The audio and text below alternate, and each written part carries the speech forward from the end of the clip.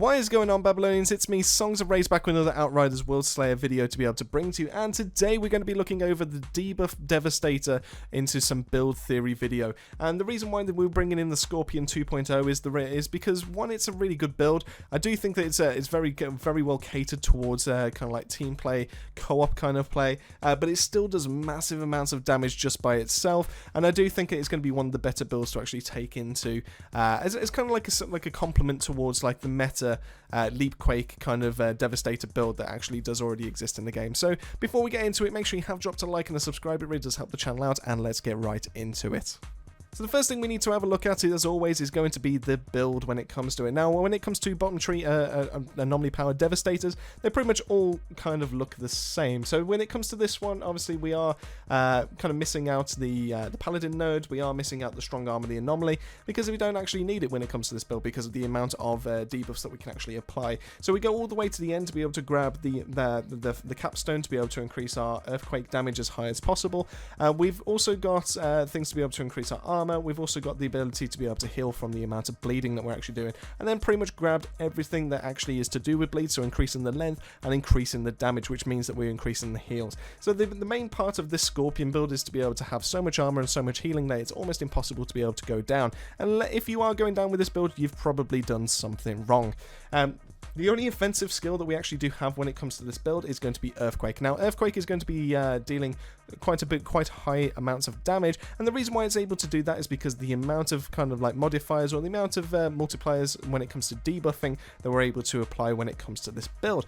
So if we have a quick look into the actual pieces when it comes to this, we do have things like double jump for gravity leap, we do have despair for gravity leap to be able to spread around all that and increase to anomaly damage when enemies are afflicted with it. We do also have high intensity to be on our endless mass to be able to increase the amount of damage that enemies are actually inflicted by when they actually get dragged in by the skill. And we are also using the martial set to be able to increase the amount of how we can actually spread all that damage around. So the idea is that when we use our endless mass, in terms of like the skill kind of like set that we would actually do this with, endless mass would always be the first one to be able to proc, because that once again this triggers the martial set bonus, but also it triggers that first anomaly damage kind of like modifier that actually goes straight onto those enemies. Then we actually use Gravity Leap to be able to get in nice and early, to be able to get right in their faces, to be able to deal another anomaly damage increase in case they actually do survive this skill, in which case then we can actually hit them with an Earthquake to be able to pretty much wipe out any kind of like mob enemies that we actually need to worry about. We do have a second disc of Gravity Leap to be able to obviously get ourselves out of there, to be able to get ourselves out of trouble, and to also kind of like deal with any of those pesky elites that actually do take multiple jumps to be able to get these all stacked up. Now, when it comes to weaponry, we do have weaponry that is very offensive as well. So this is kind of to complement the Earthquake kind of side of things. So when we do have a Funeral Pyre that has Shadow Comet and Claymore Torrent, this is always a standard when it comes to these kind of anomaly power builds. And obviously it does get a lot of the work and a lot of the job done, again, done quite well. You can also go for a Damascus Offering if you actually do want to try a little bit of a longer range kind of gameplay. But once again, just know that this actually does suffer a little bit compared to the Funeral Pyre, because the Funeral Pyre can actually trigger multiple drops of Shadow Comets, it can trigger multiple drops of the Claymore Torrent, whereas the Damascus Offering can only do one at a time. What you can actually do, but feel free to swap it out, is to be able to take the Damascus Offering and swap it out for something like an Animois or a Guillotine to be able to obviously have that Radiation Splash and Moaning Winds combo going as well. As for the rest of the build, this is pretty much standard. The only thing that's actually slightly different that you probably have never seen before is to be able to have Bleed Them All onto our Endless Mass. And what that means that any enemy that actually gets dragged in by Endless Mass, it gets inflicted with Bleed, and this is ready for when we actually have our Tainted Blood as well. Feel free to you can actually swap this set bonus out with the Seismic Commander to be able to obviously increase the amount of damage that Bleed will be doing. But I do like using the Martial set in this case because it just allows you to be able to spread that damage around a little bit more, and as you'll have seen in one of our previous videos, there's not too much of a difference when you actually run solo when you actually use the Martial set to be able to go there. So I'll drop a link to that video as well, but the Martial set and the Seismic Commander set are equally as good when it comes to using this kind of build. Alright, so now that we've got that out the way, now we've got that all covered, let's get right into the Pax Tree. And as always, because we are looking at an anomaly power build, and when we are looking at a Devastator, therefore we're going to rule that top tree straight out, because that top tree is purely for firepower builds. So what we're actually going to be looking at is impact point, and obviously your seismic and kinetic skill damage is increased by an additional 50% of your anomaly power. Bonus damage is split amongst all of your damaged enemies. So well, we do have all three of these abilities actually trigger impact point to be able to get additional damage. The main offensive one that we're actually going to be using is Earthquake, so that's going to be the main one that actually benefits from this. To be fair, Endless Mass and Gravity Leap will also benefit from this, but to a slightly lesser degree, because we aren't increasing the amount of damage they actually deal as skills. So therefore, Earthquake is going to see the biggest kind of increase when it comes to that. The next thing for us to be able to look at is going to be the choice between Puncture or Obliteration. Now, Puncture means our seismic skills inflict bleed, and anomaly damage to enemies afflicted with bleed is increased by 15%, all good stuff. And we do have Obliteration, where it increases our anomaly power and resistance piercing by 5%, and each damaged enemy increases the bonus by 5% up to an additional 15% for 2 seconds. Now, if we have a look into our build, we do actually use Blood Shock to be able to inflict bleeds on enemies, to be able to trigger our Tainted Blood. So therefore, actually going for Puncture would actually give us one of those mods back, and that means we can actually put it into something else to be able to complement the build. So therefore, I do think Puncture is probably going to be the main way to be able to go for when it comes to this build, but you can try Obliteration to be able to do a little bit more damage. But since Puncture is offering you an additional mod, I do think that's going to be the better one to be able to go for.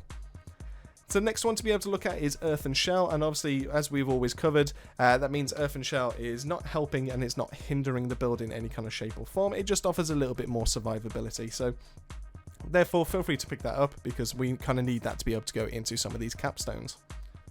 Now let's have a quick look at the top, middle, and bottom trees when it comes to Devastator trees. So what we can do is go for, well, just give you options to be able to go through it. We've got Terms of Engagement, which 50% of damage dealt by kinetic skill is stored and added to your next kinetic skill, and this effect resets each time you release your stored damage.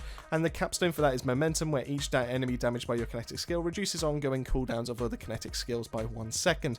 Now, this kind of are great, but I don't think it really helps with this build, and the reason why is because while Endless Mass is actually designed to be able to pull in a bunch of enemies, Endless Mass is there to be able to start off the skill set in a way. So therefore, because we're actually using that with every single one of our cooldowns off, every single one of our skills off of cooldown, that means that we're actually not going to benefit from this whatsoever. So therefore, Gravity Leap is not going to get any seconds towards its cooldown, and the Gravity Leap will obviously then hit all those enemies, which means that Endless Mass will actually start. So technically, it could be a really nice rotation to be able to keep that going, but I just don't think that the increased damage is offering enough for this build, especially when we aren't using Gravity Leap or Endless Mass to be able to deal any kind of like damage when it comes to this build. So therefore, if we have a look at the top tree instead, so we've got Upheaval, where enemies damaged by seismic skills become upheaved for 5 seconds, storing 15% of damage received during that time and releasing it once the effect ends.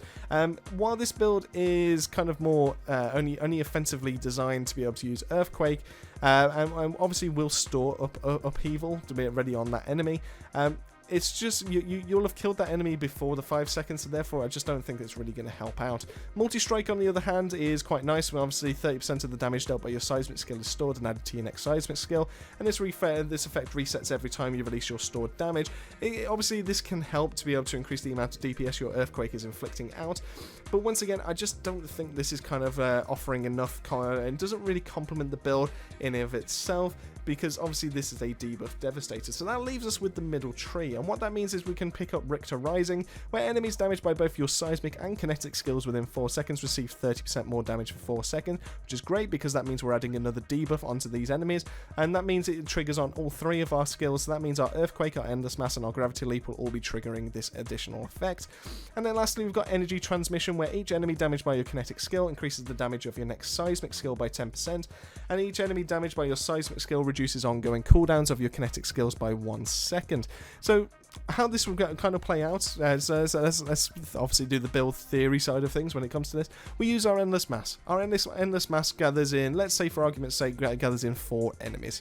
So we've got 4 enemies that have been inflicted by the Martial Set bonus. We've got 4 enemies that have just been debuffed, with 30% from Richter Rising and 33% from Endless Mass.